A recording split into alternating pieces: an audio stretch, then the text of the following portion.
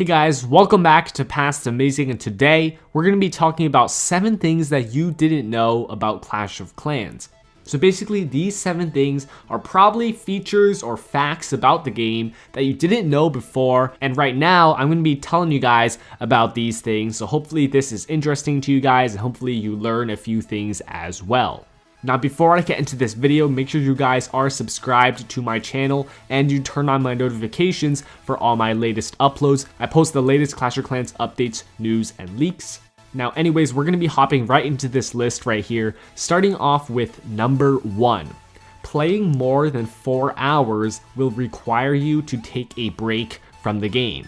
Now this is probably one of the more common ones. Most of you probably know about the personal break feature, but for those of you that don't, you can't just like play Clash of Clans 24/7. You can't stay on all the time because after 4 hours of playing the game consecutively, Supercell is actually going to kick you off the game temporarily so that someone else can attack you. This whole personal break was designed so that the top players wouldn't stay on 24/7 so then no one else could attack them while they're online. They were basically exploiting that right there, so Supercell basically added this thing in. The personal break used to be 8 hours and then they reduced it to 6 hours, and then a couple years ago they reduced it again to only 4 hours. So if you're playing 4 hours all at once, Supercell is going to force you to log off. And if you guys want to check how much time is left before you get kicked off, you can go up to the top of your village where it has the guard or your shield symbol. You click on that little icon right there and it's going to tell you at the bottom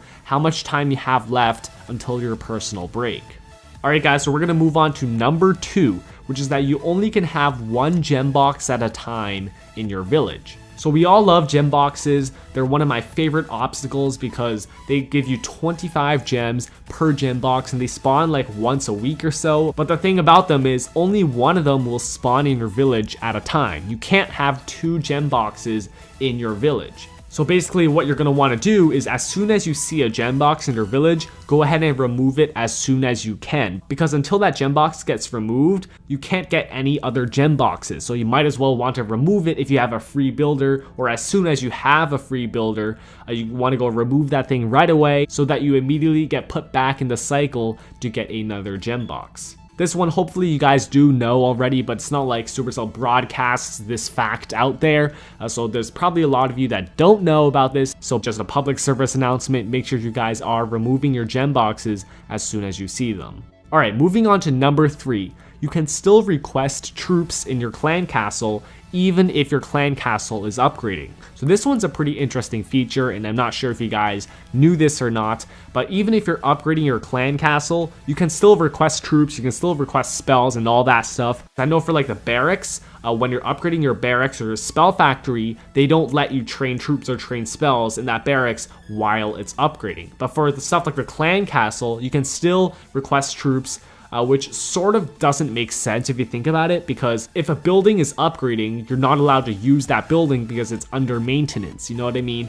So the fact that you can still request troops is something that Supercell just gave to us, so awesome thing right here. I'd hate for like 7 days or however long the upgrade is for my clan castle to be completely out of order, but luckily we can request troops even if the clan castle is upgrading, which is a great feature right there. Number 4 on this list is pretty similar to the last one, but for army camps. The army camps do work while they're being upgraded as well. So let's say you're upgrading your army camp, you still can fill that army camp with troops. Now this one's also a very important and very good feature, and I'm glad Supercell put this in. Once again though, if you think about it in reality, it wouldn't make sense for an army camp that's currently under construction to have troops literally around the fire, which is apparently under construction. So it's a little bit weird to think about, but it's a fantasy world in Clash of Clans. Anything can happen. So yeah, we can still put troops in our army camps even if they're upgrading. Alright, so moving on to number 5.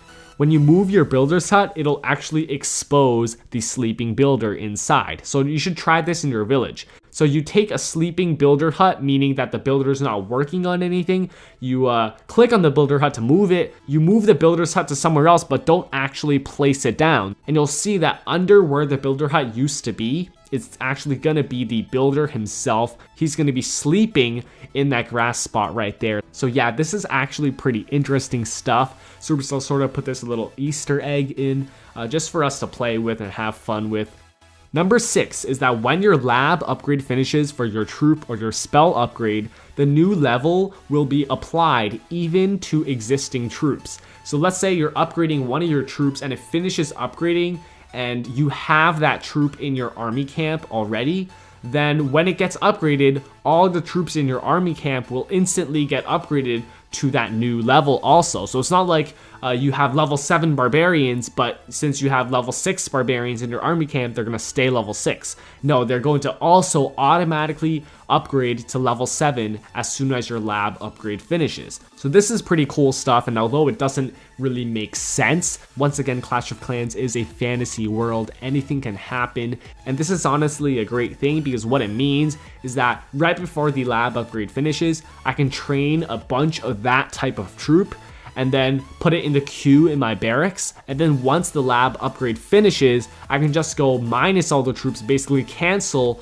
all those troops, and then I'm gonna get refunded the cost, except I'm gonna get refunded back more than what I paid for it because I'm paying for a lower level of that troop than how much I'm getting back because the lab upgrade just finished for that troop. So yeah, small way to make a little bit of elixir or dark elixir. I've done this in the past and it definitely works, so you guys should definitely give it a shot as well.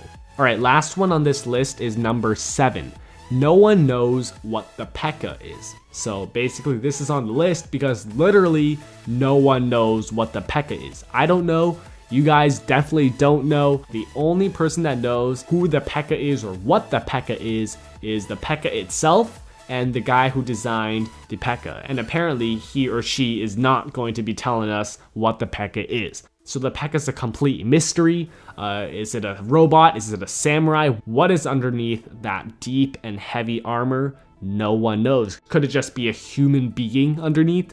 Or is it a robot? Or is it something else? We don't know, but it's gonna remain a mystery now and forever. So yeah guys, that is going to be it for this video. I do hope you guys enjoyed this one. Those were 7 things that you probably didn't know about Clash of Clans. Make sure you guys do like this video if you did enjoy it, and make sure you guys do subscribe to my channel for more Clash of Clans content, and also turn on my post notifications for all my latest uploads. And yeah, until next time, I will see you guys later. Peace out.